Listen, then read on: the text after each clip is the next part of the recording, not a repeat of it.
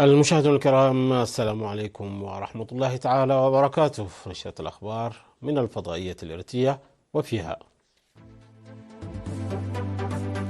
توزيع بذور البقوليات للمزارعين في دباروا،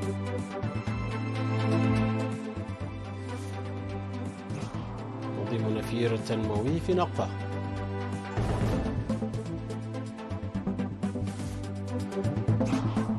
تقديم دعم عيني ومالي لمدرسة دكي صنعاء. استراليا واندونيسيا تبرمان معاهدة دفاعية.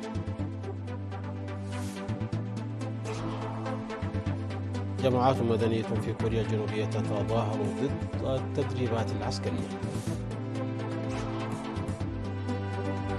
والاتحاد الأوروبي يخفض التعريفة الجمركية المخططة على السيارات الصينية.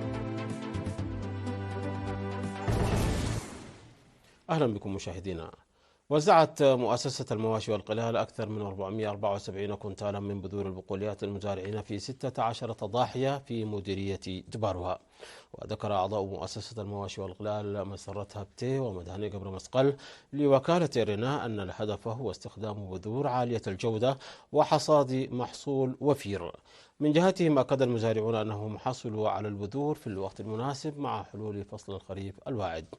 وكانت مؤسسة المواشي والقلال قد قامت في وقت سابق بتوفير الجرارات الزراعية للمزارعين في منطقة دباروا خلال الموسم الزراعي مقابل رسوم رمزية.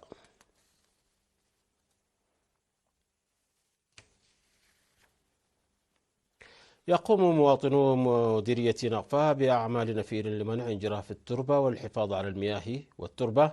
وتوسعت الحملات لتشمل مناطق محمية شاكات وفيد البي ببناء المدرجات الحوضية والحواجز المائية، بالإضافة إلى الحفر لزرع الأشجار.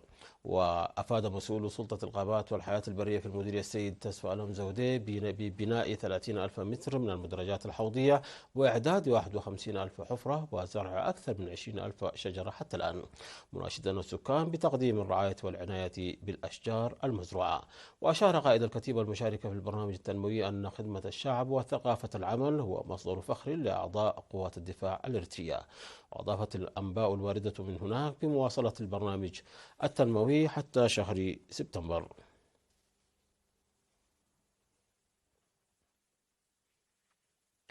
تلقت مدرسة دكي صنعاء الابتدائية والمتوسطة دعما وعبارة عن لوازم مدرسية بقيمة 40 ألف نقفة ومبلغ 10 آلاف نقفة. شمل الدعم الذي تبرعت به أسرة المرحوم سلمون بلاتا كحساي الأثاثات المدرسية وغيرها. وأوضح مدير المدرسة الأستاذ تسفى لدت هيلي أن التبرع سيساهم في تعزيز العملية التعليمية.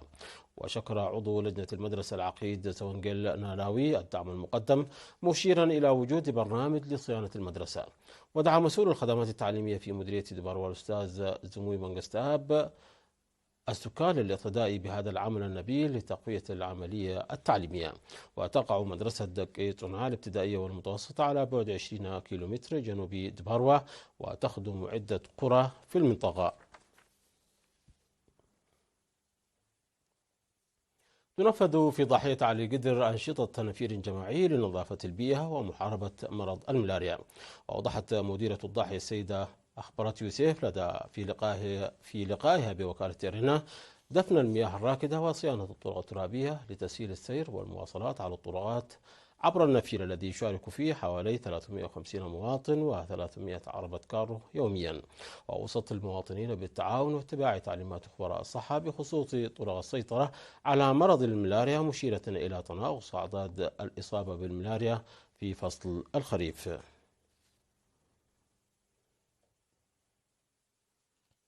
استشهدت المناضلة المعاقة صوفيا إدريس محمد عمر عن عمر بلغ 61 عاما جراء مرض ألم بها. والتحقت المناضلة صوفيا بصفوف قوات التحرير الشعبية عام 1975، وخدمت حتى التحرير بتفان وإخلاص لشعبها ووطنها. وقد وري جثمانها الثرى في مقبرة الشهداء في أسمر عصر اليوم 20 من أغسطس. وتعرب وزارة العمل والرعاية الاجتماعية عن بالغ حزنها لاستشهاد المناضلة صوفيا إدريس، وتقدم تعازيها لأسرتها ورفاقها.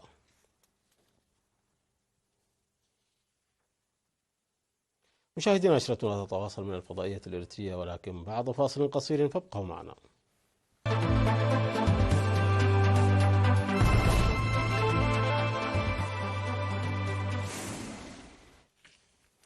أهلا بكم مجددا. أعلن رئيس الوزراء الأسترالي أنتوني ألبانيزي أن بلده وأندونيسيا أبرما معاهدة دفاعية جديدة ستشكل ركيزة حيوية للاستقرار في هذه المنطقة المتنازع عليها. وذكر ألبانيز في مؤتمر صحفي مشترك في كامبيرا مع الرئيس الأندونيسي المنتخب برابو سوبيانتو سيكون ذلك بمثابة ركيزة أساسية لبلدين لدعم أمن كل منا الآخر، وهو أمر ضروري لكلا البلدين والاستقرار المنطقة التي نتقاسمها أيضا. وتتقاسم أستراليا وأندونيسيا أطول حدود بحرية في العالم، وتتعاونان بالفعل في عدد من القضايا تشمل الأمن والاتجار بالبشر وتهريب المخدرات. وأبرمت أستراليا عددا من الاتفاقات الدفاعية في السنوات القليلة الماضية، وأبرزها تحالف أوكوس العسكري مع الولايات المتحدة وبريطانيا، والذي أثار غضب الصين. وذكر الرئيس الأندونيسي أن أندونيسيا ملتزمة بسياسة عدم الانحياز، وستحافظ على علاقات جيدة مع كل من الصين والولايات المتحدة. نظمت جماعات السلام في كوريا الجنوبية مظاهرة احتجاجية ضد التدريبات العسكرية المشتركة بين كوريا الجنوبية والولايات المتحدة، والتي قالوا أنها عززت المواجهة وأزمة الحرب في شبه الجزيرة الكورية وحولها. وتجمع المحتجون من الجماعات المدنية التضامن من أجل السلام وإعادة توحيد كوريا سبارك بالقرب من المكتب الرئيسي في وسط سيول، حيث يقع مقر وزارة الدفاع أيضا، للدعوة إلى السلام في شبه الجزيرة. ورفع المحتجون لافتات ولوحات تحمل شعارات أوقفوا التدريبات التي تكثف المواجهة النووية وتشجع أزمة الحرب، وأوقفوا بناء التحالف بين كوريا والولايات المتحدة واليابان، وهتفوا ضد المشاركة في التدريبات العسكرية الجنوبية بين كوريا والولايات المتحدة. خفضت المفوضية الأوروبية التعريف الجمركي المقترح على واردات سيارات سلا المصنعة في الصين، وقالت إن بعض الشركات الصينية في المشاريع المشتركة مع شركات صناعة السيارات في الاتحاد الأوروبي قد تتلقى رسوما عقابية أقل مخططة على المركبات الكهربائية المصنوعة في الصين.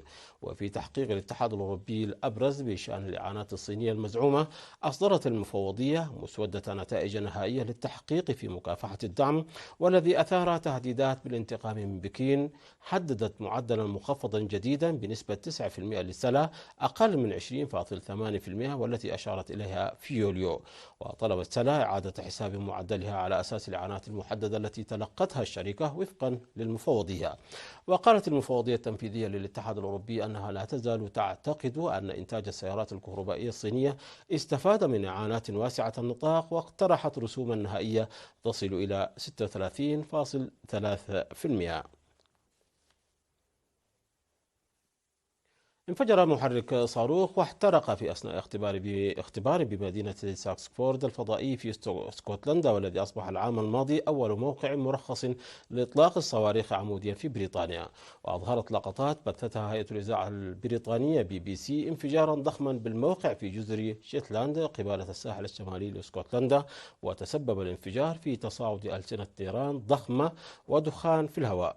وأوضحت الشركة الألمانية أنها تحاول جمع معلومات لفهم ما جرى بعد حدوث خلل في أثناء الاختبار، الذي يعد أحد التجارب التي تسبق الإطلاق. وأضافت أنه تم إنقاذ وتأمين منصة الإطلاق.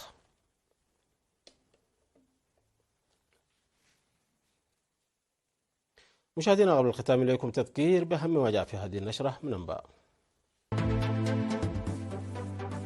توزيع بذور البقوليات للمزارعين في دباروا.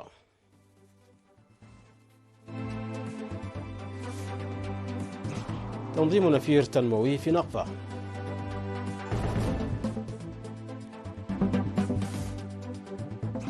دعم عيني ومالي لمدرسة دكي صنعاء.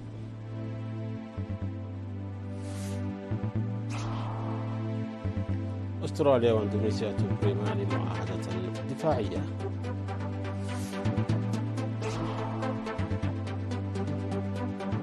وجماعات مدنية في كوريا الجنوبية تتظاهر ضد التدريبات العسكرية.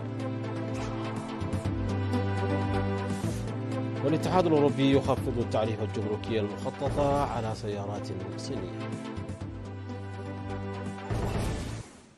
مشاهدينا، انتهت النشرة. شكرا على حسن المتابعة. تحية لكم أينما كنتم. اللقاء.